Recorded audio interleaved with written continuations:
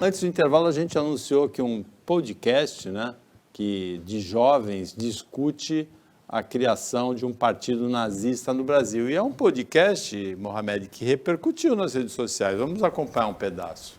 Agora a gente tem um momento em que tem uma mudança, tem mais espaço para a esquerda. A esquerda radical tem muito mais espaço do que a direita radical, na minha opinião.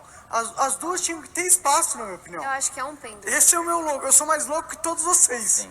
Eu acho que o nazista, tinha que ter o partido nazista. Eu acho que não. Reconhecido Lembra, pela liberdade lei. De expressão termina onde a Mas sua expressão coloca a vida do outro em risco. As pessoas não têm direito de ser idiotas. O nazismo é contra a população judaica. Isso coloca uma população inteira em risco.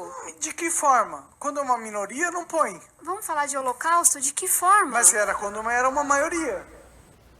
Então, essa discussão, ela está mal conduzida, de maneira incipiente, com argumentos fracos, mas ela é uma discussão interessante não só em relação ao nazismo, mas em relação a qualquer minoria radical.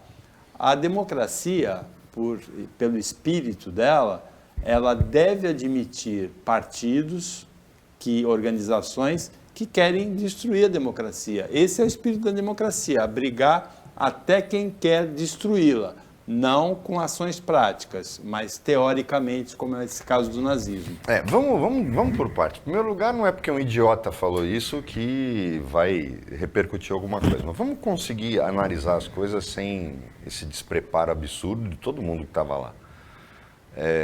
A Tabata é muito novinha para entrar numa discussão dessa. Ninguém está falando de holocausto. É simples. Nos Estados Unidos tem partido nazista, Paulo. Nós temos movimento nazista em São Bernardo do Campo. Quem não lembra? É que eles nem nascidos eram.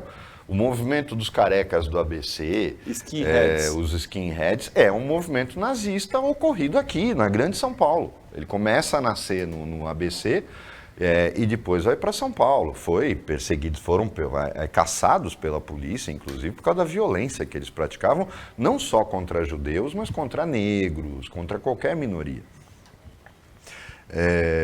Agora, pode haver um partido nazista? Claro que pode. Porque se eu não deixo ter um partido nazista, eu não posso deixar ter um partido comunista. Ele atenta contra a democracia e o Partido Comunista também. O Partido Comunista quer a ditadura do proletariado.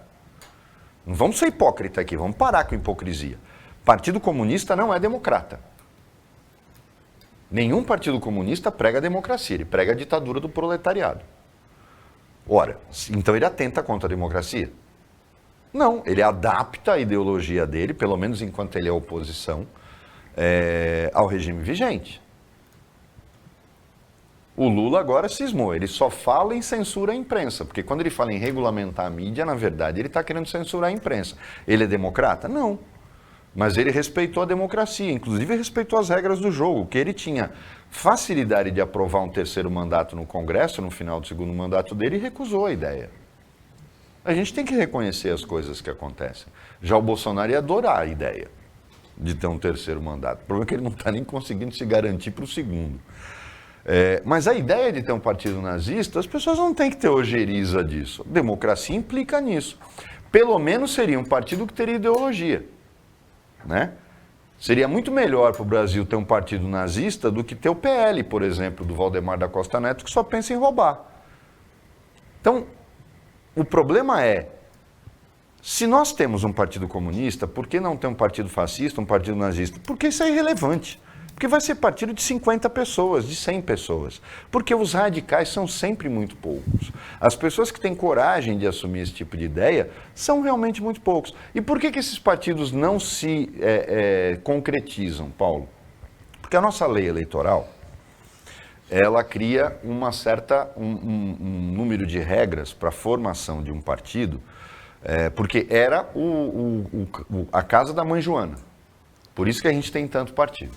Quando as regras endureceram, você vê que nem o Bolsonaro conseguiu fazer o partido dele. Por quê? Porque exige que o partido tenha um número mínimo de filiados, de assinaturas para a fundação, em um número mínimo de estados brasileiros e um número mínimo na soma desses estados.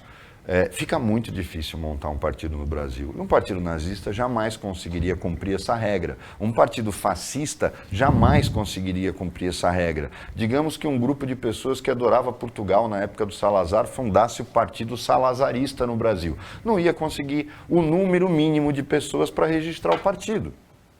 Então, essa ideia desse tipo de nome para partido jamais passaria pela regra prática. Então deixa falar bobagem que quiser. Eu não sei por que essa indignação de alguém falar bobagem. Língua não tem osso e falar bobagem não paga imposto. A gente vive esse tempo de uma forma normal. Quantas vezes? A gente tem um presidente que só fala bobagem. Então por que as pessoas estão indignadas? Não tem que ficar indignada.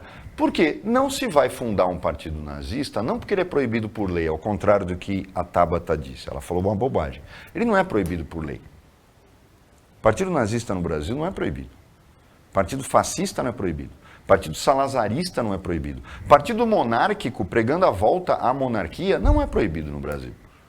O problema é que eles não conseguem cumprir as regras para montar esse partido, porque não tem imbecil o suficiente para assinar a fundação de um partido desse. É bem simples. Ainda bem que a lei é assim. E mesmo a lei sendo assim, ela mudou tardiamente. Por quê? Porque senão uma boa parte desses partidos oportunistas não teria nascido e a gente não teria mais de 30 partidos, a maioria preocupados em usar o dinheiro do fundo eleitoral para pagar carro, para pagar apartamento dos seus presidentes. E parece uma instituição familiar. Mas é isso que a gente tem. Enquanto não mudar a lei eleitoral, proibindo esses caras de venderem tempo de TV, de terem direito a fundo eleitoral, de terem direito a fundo partidário, de lançarem candidatos majoritários quando sequer tem um vereador no seio do partido. Enquanto a gente não mudar a lei, e não precisa extinguir de forma arbitrária, se mudar a lei, eu já falei aqui, Paulo, se cortar o fundo partidário deles, se cortar o fundo eleitoral deles e se proibir a venda do horário de TV, o horário de TV é intransferível e para lançar candidato majoritário ele é obrigado a ter alguém no legislativo respectivo, ou seja, um candidato para lançar, um partido para lançar candidato a prefeito de Santos tem que ter pelo menos um vereador na eleição anterior.